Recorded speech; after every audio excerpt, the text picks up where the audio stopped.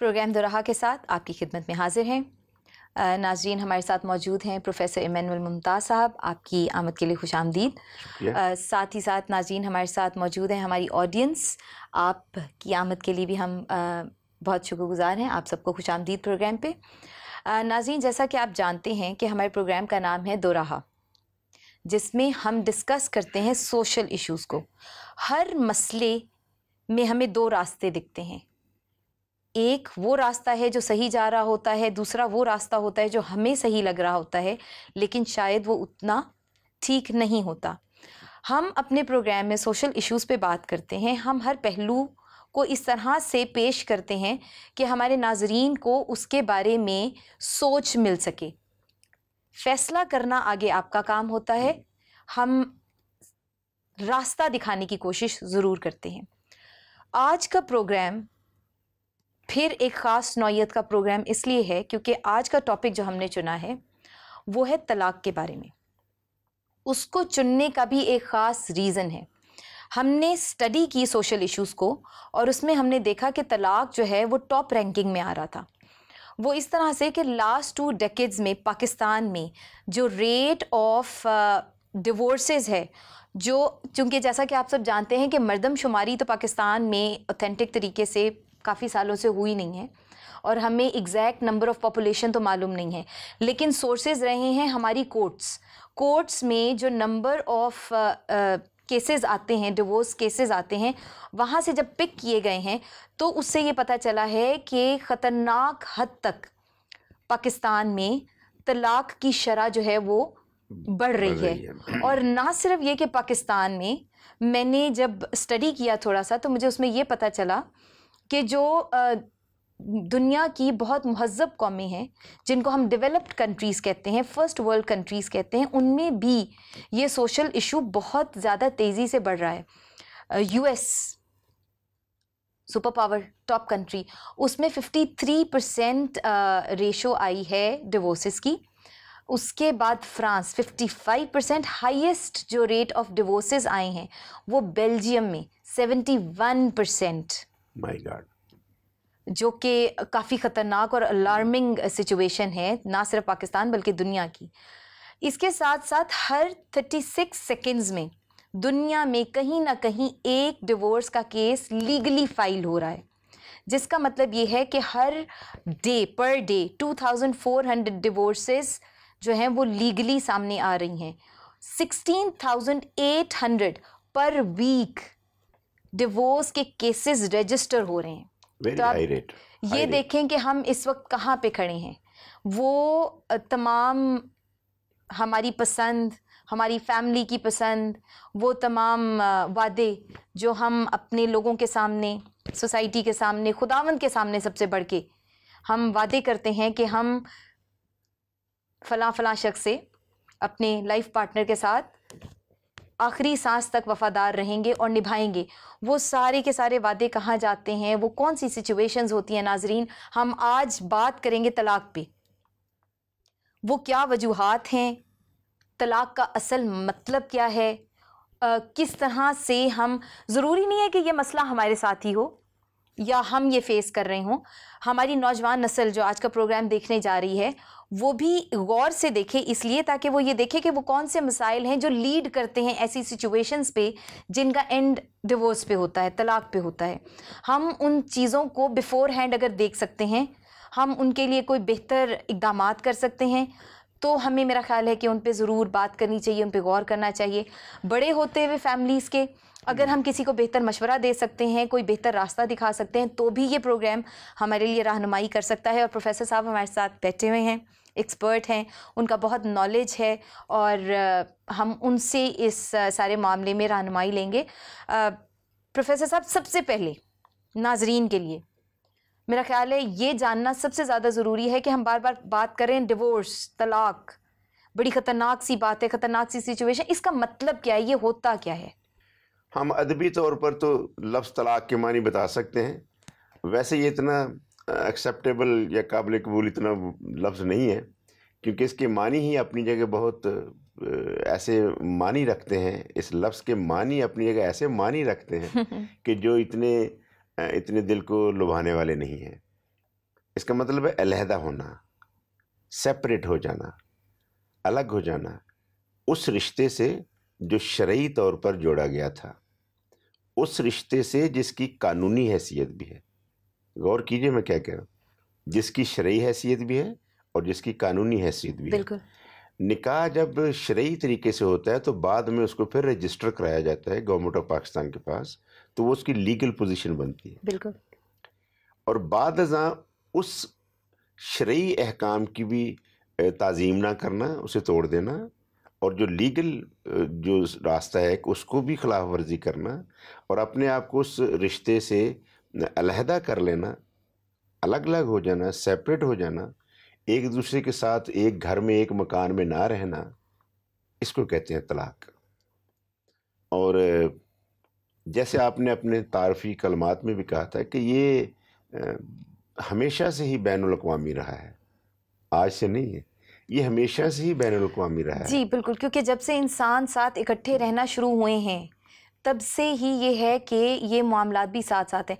लेकिन अनफॉर्चुनेटली हुआ ये है कि जैसे जैसे तालीम बढ़ती जा रही है, क्योंकि ये भी मैंने इसी रिसर्च का एक हिस्सा पढ़ा है, और लर्निंग बढ़ती जा रही है, इंसान को अपना आप ज़्यादा इम्पोर्टेंट लगने लग गया है, अपनी बात ज़्यादा इम्पोर्टेंट लगने लग गई है, अपनी सोचें बहुत ज़्यादा हैं।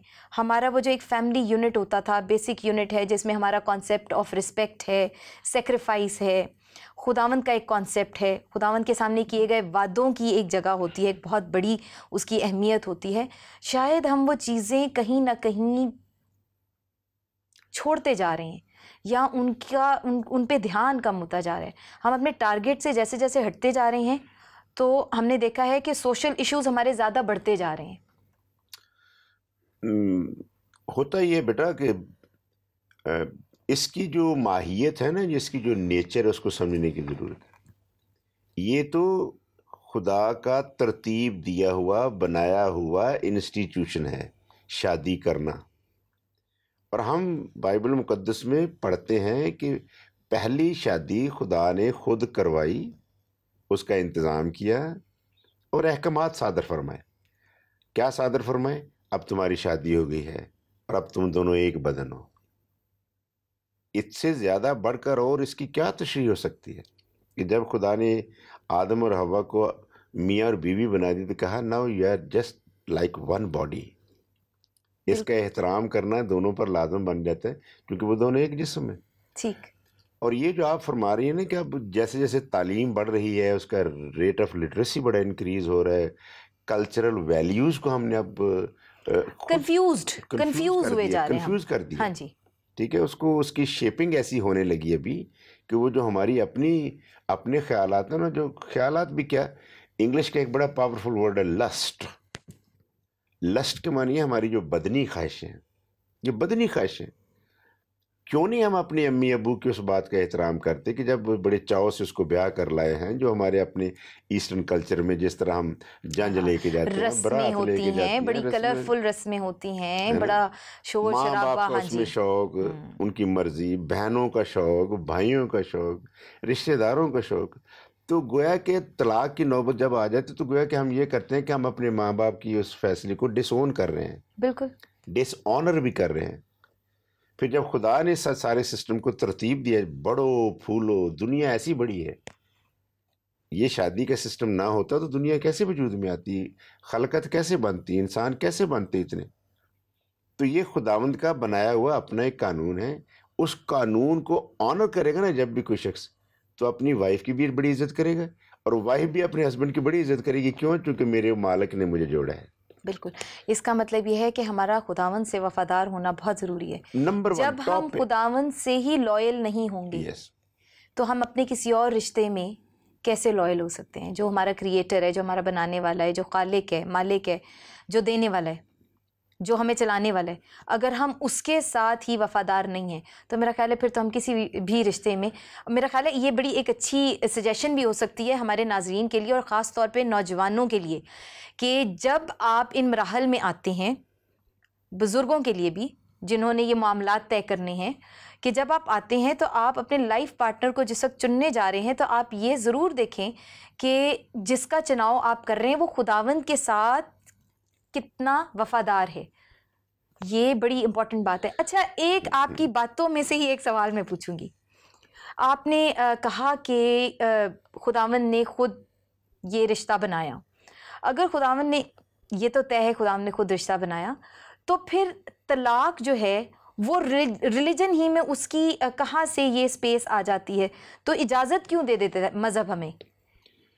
ये सवाल हुआ था खुदावंद यीशु मसीह से भी कि वे मूसा की शरीयत में तो लिखा है तलाक दे दी जाए। तो फिर खुदावंद यीशु मसीह ने खूबसूरत जवाब दिया था, इससे पहले ऐसा नहीं था, इससे पहले ऐसा नहीं था, ये तुम्हारी सख्त दिली के बायस हुआ था। When people turn towards, they become stone hearted. तो उस वक्त फिर ये इसकी इजाज़त दी गई थी, पर वो भी खुदावंद ने कहा कि नो। बाद में जब हम खुदावंद यीशु मसीह के नए अहदनामे में आते हैं तो खुदावंद यीशु मसीह ने तो यूँ समझ लें कि एक तरह से बैन ही लगा दिया, आप तलाक नहीं दे सकते। एक उसमें वजह बताई गई कि अगर तुम्हारा ज़िंदगी का साथी हराम कारी करे तो फिर तुम्हें हक है कि तुम उसको डाइवोर्स कर सकते। उसके अलावा कोई ऐसा जवाब दिया ही नहीं, कोई रीज़न पेश ही नहीं की गई है। फिर यही किया गया कि बस तुम सारी उम्र के साथी हो। और निकाह नामे के वक्त जो मसीही निकाह नामा, उस वक्त तो ये पढ़ा जाता, हम दुख सुख में खुशी गमी में साथ रहेंगे जब तक कि हमें मौत एक दूसरे से जुदा ना करे। क्या ही खूबसूरत बात, क्या खूबसूरत बात है। मेरा जो तजर्बा और बाकी दुनिया का तजर्बा भी कहता है कि एक मर्द को अपनी बीवी उस वक्त नापसंद लगती है या डाइवोर्स की नौबत आती है जब उसकी बात नाजायज़ तरीके से किसी और औरत के साथ चल रही है। और ऐसे ही एक मर्द भी अपनी बीवी को नापसंद करने लगता है जब वो किसी और औरत में दिलचस्पी लेने लगता है। ये बड़ा अहम पहलू है, आपकी अटेंशन डाइवर्ट हो जाती है। यस। और पूरे जो वेस्टर्न वर्ल्ड की हम बात करते हैं ना, तो वो तो चूंकि बुनियाद ही एक्चुअली शादी की बड़ी वीक होती है, बहुत वीक होती है, चूंकि लड़के ने पसंद कर लिया और शादी कर ली, तो उसमें जो बुजुर्ग शामिल नहीं है, उसमें हमारा वो कल्चर शामिल नहीं हुआ उस कंट्री का, ये कुछ भी, या उसमें अपने मालो खुदा को नहीं बीच में लाया। मैंने पढ़ा है, सुना है कि अब तो बड़े बड़े बड़े कंट्री में अब तो लड़के लड़की ये भी कहने लगे कि पादरी की क्या ज़रूरत है जब हम राज़ी हैं, ठीक है। और हमारे यहाँ पता नहीं खैर शायद वहीं से आया ये मुहावरा, जब मियाँ बीवी राज़ी तो क्या करेगा काजी। लेकिन ये भी अपनी जगह, इस स्टेटमेंट को, इस कोटेशन को भी मैं नहीं मानता। हाँ जी। क्यों नहीं मानता? क्योंकि ये बहुत सारे रिश्ते ऐसे हैं जो नेचुरल हैं, जो खुदा ने खुद तरतीब दिए हैं, उस तरतीब में रहे ना तो तलाक की नौबत नहीं आएगी, तलाक की नौबत नहीं आएगी।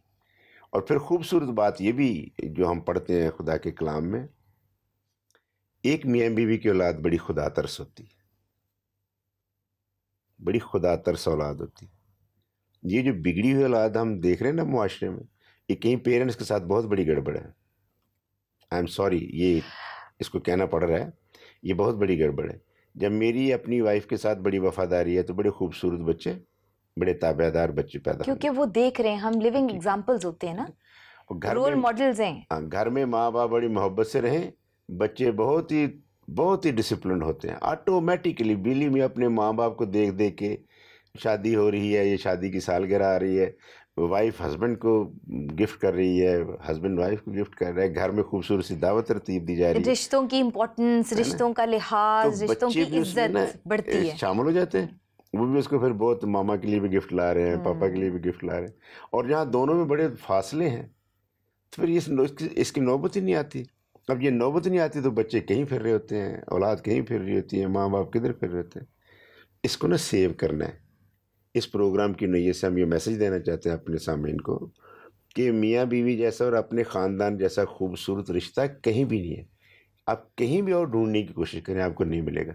जो मुआशरा खूबसूरत सिस्टम आपके अपने घर में डेवलप होगा ना, बिलीव मी, आप दुनिया घूम ले, आपको उस तरह का खूबसूरत रिश्ता नहीं मिलेगा। बल्कि बाहर इन्वेस्ट टाइम, अपना प्यार मोहब्बत, अपने इमोशंस करने की बजाय आप अपनी फैमिली पे करें, ज़्यादा स्ट्रॉन्ग होगी। बॉन्ड स्ट्रांग होंगे और ज़्यादा खूबसूरती बढ़ती है रिश्तों की। तलाक की नौबत नहीं आएगी। हम खुदावंद के हुक्म की पासदारी करें, हाँ, और अपनी बीवी को ही अपनी बीवी समझें और आपके घर में बड़ी खूबसूरत ज़िंदगी गुजरेगी। बिल्कुल। प्रोफेसर साहब, मेरा ख्याल है कि अब हम ऑडियंस से सवाल पूछ लें। अगर कोई सवाल आप पूछना चाहें तो आपके पास टाइम है। मेरा नाम सारा सना है और मेरा आपसे एक सवाल है इससे रिलेटेड, तलाक से रिलेटेड, कि आजकल माशरे में तलाक बहुत ज़्यादा बढ़ चुका है, तलाक का रेशियो बहुत ज़्यादा है। तो क्या आदमी अगर जॉब ना करे, अपने घर की जिम्मेदारियां ना उठाए, अपने घर पे टाइम ना दे, तो क्या ये भी एक रीज़न हो सकता है तलाक का? जो मेरे तजर्बे में आया है और जो मैंने अपने देहात में ज़िंदगी गुजारी है, बड़ी गुर्बत देखी है, पर कभी भी कहीं भी किसी तरफ से भी ऐसी आवाज़ नहीं सुनी कि मैं तुम्हें छोड़ के चली जाऊंगी क्योंकि घर में बच्चे हैं, तुम खाने को कुछ नहीं है तो मैं छोड़ के चली जाऊंगी। और वहाँ जो वो प्यार मोहब्बत और वो जो सलूक हम देखा करते थे ना छोटे बचपन में पेरेंट्स के दरमियान, तो ये कभी बीच में नहीं आती थी। मुश्किल ज़रूर होती है, लेकिन जहाँ एक दूसरे के साथ मोहब्बत का रिश्ता कायम है और वो जो मुआशरती ताल्लुक़ कायम है, क्योंकि मुआशरे का बड़ा प्रेशर होता है। बिल्कुल आप सही कह रहे हैं, क्योंकि अब से ये जैसे हमने बात की अभी, वो एक स्टैटिस्टिक्स की बात की हमने, अब से कुछ अर्सा पहले एक बहुत बड़ी बात समझी जाती थी कि तलाक, या अपने आसपास हमें इतना ज़्यादा सुनने में नहीं मिलता था, एक खौफ सा या एक बड़ी बात लगती थी, लानत समझी जाती थी, बुरी बात समझी जाती थी, मुआशरा एक्सेप्ट नहीं करता था जल्दी उसको। और अब हम आम सी बात है कि जी वो बच्ची जॉब कर रही थी, उसका ज़रा ज़्यादा हिसाब किताब अच्छा हो गया, या मियाँ काम नहीं कर रहा था तो वो वहाँ पे एडजस्टमेंट नहीं बनी तो बात यहाँ तक आ गई, आम सी बात हो गई है ये। जहाँ बेटा आपके सवाल की बात है ना, जहाँ मियाँ बीवी में मोहब्बत का रिश्ता कायम है, तो ये जो सेकेंडरी चीज़ें बीच में आती हैं ना, पैसा कम है या रिश्तेदार बीच में रखना डाल रहे हैं, या जो और रिश्तेदार बीच में हैं जो हमारे मुआशरती हिसाब से हैं, कि तो वो ना कभी दरारें नहीं डाल सकते। ज़रूरत इस बात की है कि मियाँ बीवी का रिश्ता इतना स्ट्रॉन्ग हो, वो आपस में इतनी अंडरस्टैंडिंग के साथ, मुफाहमत के साथ रहते हों, तो फिर ये छोटी छोटी रुकावटें ना उनका कुछ नहीं बिगाड़ती। ये जहाँ ठीक है माली कमी है, तो बीच में मोहब्बतें भी कम जो होती है ना, वो दरार का बायस बनती है, वो सेपरेशन का बायस बनती है। और जहाँ मोहब्बत है, हिस्ट्री पढ़ के देख के क्या खूबसूरत हिस्टोरिकल इवेंट्स हैं, मियाँ बीवी ने एक दूसरे के लिए क्या क्या कुर्बानियाँ दी हैं। बल्कि ये हार्डशिप्स आपके रिश्तों को और ज़्यादा मजबूत कर देती हैं। यस, आप एक दूसरे के साथ, वो कहते हैं ना कि दुख सुख का रिश्ता सबसे बड़ा रिश्ता बन जाता है। एग्जैक्टली। आप एक दूसरे के साथ और ज़्यादा करीब आते हैं, एक दूसरे को और ज़्यादा अंडरस्टैंड करते हैं, एक दूसरे का सहारा बनते हैं। आपने जैसे स्टैटिस्टिक दी है ना कि किस तरह मगरबी ममालिक में रेट ऑफ डाइवोर्सेस जो है वो बढ़ता जा रहा है, तो ये जहाँ उनके लिए बड़ी चैलेंजेस हैं, उस मुआशरे के लिए, हमारे लिए भी। बिल्कुल। बेशक हम इतनी दूर बैठे हुए हैं, हमारा अलग से एक मुआशरा, पर मुआशरों को मुतासर करते हैं, और बिलाशुबा हम उसके असरात अब हमने देखना शुरू कर दिए अपने यहाँ भी। जो हमारे यहाँ भी शुरू में आपने कोट किया कि हमारे यहाँ भी कैसे रेट ऑफ डाइवोर्स बढ़ता जा रहा है। वो जो बात कही जाती है कि divorces have become real now. हाँ। पहले ये कॉन्सेप्ट नहीं थे, अब तो हम अपने आसपास वो रियलिटी में देख रहे हैं। तो ये मुआशरों की तबाही का बायस बनेगा, वो मुआशरे ख़त्म हो जाएंगे। ब्रोकन फैमिलीज होती हैं, उनके बच्चों पे उसके बड़े नेगेटिव असरात रहते हैं, फैमिलीज पे बड़े असरात रहते हैं। डिवोर्स के बारे में कहा जाता है कि जब तक नहीं होती तब तक का फेज़ एक फ़ेज़ होता है, और होने के बाद का फ़ेज़ एक अलग फ़ेज़ होता है, जिसके बहुत डीप इम्पैक्ट्स रहते हैं। पूरा जो फैमिली यूनिट है वो तबाह हो जाता है। एग्जैक्टली जब यूनिट ब्रेक हो गया ना, तो फिर उसके साथ जो उसके बाकी जुड़े हुए हिस्से हैं ना, वो तो फिर मुतासर हुए बगैर नहीं रह सकते ना। अम्मी कहीं रहती है, अब्बू कहीं रहते हैं, और वो जो दोनों ने मिलकर एक शेल्टर देनी थी, जिनको जो 3-4 बच्चे हैं, जब उनके ऊपर से वो शेल्टर उठ जाए ना, तो शेल्टरलेस होते हैं। और फिर सबसे इम्पोर्टेंट बात, माँ बाप का जो एक रोल है बच्चों को परवान चढ़ाने का, तरबियत का, जो आपने उनको सिखाना है, आप वो कर ही नहीं पाते, तो वो अगला जो उन्होंने एक मुआशरे का हिस्सा बनना था, वो हिस्सा ही इनकम्प्लीट मुआशरे का हिस्सा आएगा होता है। और इस तरह मुआशरों की जो फाउंडेशन है ना, वो वीक होने शुरू होती हैं। तो ये कोई इतनी अच्छी बात नहीं है कि हम उनके देख देख के जो रेट्स हैं और हम उसको नकल करने की कोशिश करें, तो गोया कि हम खुद भी अपने आप को तबाह करने की कोशिश करेंगे। इसको स्टॉप होना है, बिल्कुल। इसको कहीं ना कहीं फुल स्टॉप लगाना पड़ेगा। प्रोफेसर साहब, इसी के साथ जुड़ा हुआ एक और सवाल मैं आपसे पूछना चाहूँगी कि बड़ी तल्ख हकीकत है और बड़ा तकलीफ़ के साथ मैं ये बात कर रही हूँ कि हमने अपने आसपास देखा है कि बहुत खूबसूरत रिश्ता शादी का ख़त्म हो जाता है लफ्ज़ी तलाक पे। तलाक कहा और तलाक हो गई। इसके बारे में आप क्या कहेंगे? आप फारसी के इस लफ्ज़ को और ज़रा तफसील के साथ पढ़े ना, तो शाद के मानी ही खुश होना है जी। और उसी लफ्ज़ से बना शादी, तो शादी का तो मतलब ही होता है खुश खुशी, होना। हाँ, खुश होना। ठीक है। और फिर जब उस शादी को हम एक्सेप्ट नहीं करते, तो फिर हम गमी को दावत देते हैं और उस गम को दावत देते हैं, और फिर जब सेपरेशन करते हैं तो गोया कि हमने तो खुद गम को दावत दे दी है, खुशी से अलहदगी कर खुशी दी। से अलहदा हो गए और वो गम को दावत दे दी। तो यूँ गम को हमने खुद इनवाइट किया है, वो अब खातून खाना को भी हो जाएगी तकलीफ़ और जो साहिब खाना है उनको भी उनको भी। तकलीफ़ हो जाएगी। तो पहला तो मैं अर्ज़ करूँगा कि इसका बचना ही ज़रूरी है, इसको बचना ही ज़रूरी है इससे। और जो पहले भी एक हम एपिसोड में कह चुके हैं कि जो गुस्सा इसकी सारी जड़ है।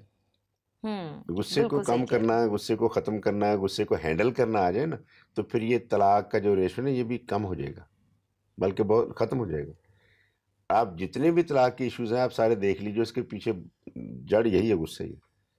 कोई चीज़ एक्सेप्ट हुई नहीं हुई, उसकी आदत या उसका बोलना या उसका स्टाइल या जो कुछ भी है, तो फिर उसको हम ऐसा एग्रेसिवली लेते हैं, अपने एंगर को शो करते हैं, तो फिर वो बात बिगड़ जाती है। इसलिए उसको ख़त्म करना बड़ा बड़ा ज़रूरी है। और ये जो शादी है ना, जो शादी है, जो खुशी की हालत है, इस खुशी की हालत को ही बरकरार रखा जाए। लीगली ठीक है, जिस मुआशरे का हम हिस्सा हैं लीगली और शरई भी, आप ज़बानी तलाक दे सकते हैं, कि दोनों तरह से इजाज़त है। ठीक है। और चूंकि ये जायज़ है और अमल में आ सकता है, तो इसीलिए अमल में लाया जाता है। लेकिन बात तो फिर वहीं पीछे जाएगी ना, बैकग्राउंड पर, उस पर, कि आपके रिश्ते इतने मजबूत हो कि ये नौबत ना आए, बिल्कुल सही, बिल्कुल वो सही। कागजी हो या ज़बानी हो। हम तो इस प्रोग्राम के थ्रू ये मैसेज भेज रहे हैं कि अपने ख़ानदानी और शादीशुदा ज़िंदगी के रिश्ते को इतना खूबसूरत कर दें, इतना ब्यूटीफाई कर दें, एक्सेप्टेंस इतने इस लेवल पे चली जाए कि कभी ये ख्याल भी ना गुजरे कि हमने सेपरेट होना है। सही कह रहे हैं। आपका फैमिली सिस्टम बड़ा स्ट्रांग होगा और बहुत खूबसूरत और बड़े शानदार लोग रहेंगे। चंद रोज़ पहले मैं एक रिपोर्ट पढ़ रहा था अखबार में, ये 2-3 दिन पहले ही, अमेरिका में एक फ़िरका है जो बड़े आराम से रहते हैं, बहुत ही सुकून से रहते हैं, और अपने यूनिट को उन्होंने ऐसे शानदार तरीके से बरकरार रखा है। और फिर उन्होंने जो उसकी स्टैटिस्टिक दी कि कोई रुपए पैसे की कमी नहीं है, बहुत खुदा ने उनको ब्लेस करके रखा हुआ है, घर में फैमिली सिस्टम बड़ा स्ट्रॉन्ग है और उनके पास किसी किस्म की महरूमी नहीं है, और वो भी एकदम they are living wonderful life. तो जब हम वहाँ से ये मिसालें लेते हैं कि जो वहाँ तलाक़ें भी बहुत हैं, पर एक ये भी देखिए कि वहाँ ऐसे भी पॉजिटिव, हाँ जी, बिल्कुल और आइए हम पॉजिटिव चीज़ों को लें, बिल्कुल। देखें कि उसके पीछे क्या सीक्रेट है कि भाई वो अपने घरों में खुशहाल है, कोई रुपये पैसे की कमी नहीं है, एक दूसरे के इतने हमदर्द और एक्सेप्टेंस इतनी है कि जिसकी कोई हद नहीं है। वो मैं रिपोर्ट दिखा सकता हूँ आपको, और मुझे इंतहाई खुशी है उसको देख के, पढ़ के, कि यस, इस दुनिया में ऐसे मुआशरे भी हैं, वजूद रखते हैं। तो ये जो बड़ी, बल्कि तलाक से कौन कहता है कि सुकून मिलता है? कोई बता दे मुझे, कोई एक मिसाल दे दे, मैं बड़ा सुखी हूँ, पहले वाले को छोड़कर मैं बहुत सुखी हूँ। और नहीं भाई, वो पहले वाले को छोड़ा, उसके साथ दूसरे हाँ दुख को जी। आपने दावत दे दी। नेचर ऑफ दुख या नेचर ऑफ प्रॉब्लम्स चेंज हो यस, जाता है। चेंज। बिल्कुल सही फरमाया। यहाँ पे मुझे एक और बात भी बहुत ज़्यादा लगती है कि जब हम एक दूसरे के पर्सपेक्टिव को समझ नहीं रहे होते हैं, स्पेस नहीं दे रहे होते, विलिंगनेस कम हो जाती है, काइंडनेस कम हो जाती है, तो भी ये सब चीज़ें लीड कर रही होती हैं हमें नेगेटिव साइड पे। अगर हम थोड़ी देर के लिए सिर्फ ये समझ लें, समझने की कोशिश करें कि मेरा लाइफ पार्टनर जो खुदावंद ने मेरा साथी दिया है वो क्या कहना चाह रहा है, क्योंकि मेरा ख्याल है कि एक यूनिट का जब हम हिस्सा होते हैं तो उस यूनिट का कोई भी हिस्सा अपने यूनिट के लिए कुछ ख़राब ना सोचेगा ना कुछ करेगा। लेकिन शायद हमारी अपनी अंडरस्टैंडिंग उस चीज़ को लेके कम हो रही होती है कि हम उसकी बात नहीं समझ। पैराडाइम्स की हम बात करते हैं, अगर हम अपने पैराडाइम को चेंज करें, अपने देखने के नज़रिए को बदलेंगे तो ज़रूर हालात में बेहतरी आती है। अगर मैं यहाँ पे एक छोटी सी एक बात शेयर करना चाहूँगी। एक साहब थे, वो ट्रेन पे जा रहे थे और ट्रेन में ही एक और साहब आके बैठे, उनके साथ 2 छोटे बच्चे थे। अब वो साहब आके जब बैठे हैं, यहाँ पे वो जो पहले साहब बैठे हुए थे, सामने वो दूसरे वाले बैठे हैं। 2 बच्चे थे, तकरीबन 2 साल का और 3 साल का। बच्चे छोटे थे, छलांग मार के इधर, छलांग मार के उधर जा रहे हैं। वो जो बंदा बैठा था कभी उसके सर पे आ रहे हैं, खूब तंग कर रहे हैं। और वो जो उनका बाप था वो सर झुका के बस यूं करके बैठा हुआ। अब थोड़ी देर तक तो बंदे ने बर्दाश्त किया, पहले वाले ने, और थोड़ी देर के बाद वो कह रहा है कि साहब आप बच्चे देखें, आप अपने आप सर झुका के बैठे हुए हैं, आपके बच्चों ने उधम मचाया, कभी किसी को तंग करे, कभी किसी को, मैंने आगे जॉब पे जाना है और आप बच्चे अपने कंट्रोल करें। जब उसने ये बात कही तो उस बंदे ने अपना सर उठाया और वो उसने देखा कि उसकी आंखें आंसुओं से भरी हुई, सूजी हुई आंखें और आंसुओं से भरी हुई, और वो ज़ारो कतार रो रहा था। तो अब वो पहला वाला बंदा भी थोड़ा घबरा गया उसको देख के, तो कह रहा है कि मैं बहुत माजरत चाहूँगा, मैं अपने दुख में इतना डूबा हुआ था कि मैंने अपने बच्चों को नहीं देखा। एक्चुअली हुआ ये है कि मेरी वाइफ की अभी सुबह में डेथ हो गई है। मेरे बच्चे इतने छोटे हैं कि मैं इनको ये भी नहीं बता सकता कि इनकी माँ को क्या हुआ है, और इनको कुछ पता नहीं है। वो अपने उस खुशी में और लाइल्मी में वो इधर से उधर कूद रहे हैं और कह रहे हैं कि मैं चूँकि इस शहर में अकेला हूँ और मुझे ये भी नहीं पता कि मैंने आखिरी रसूमात कैसे करनी है, मैं बच्चों को कहाँ पे छोड़ूंगा, मैंने अपनी बेगम की बॉडी कैसे लेके आनी है, क्या करना है और सारे काम कैसे करने हैं।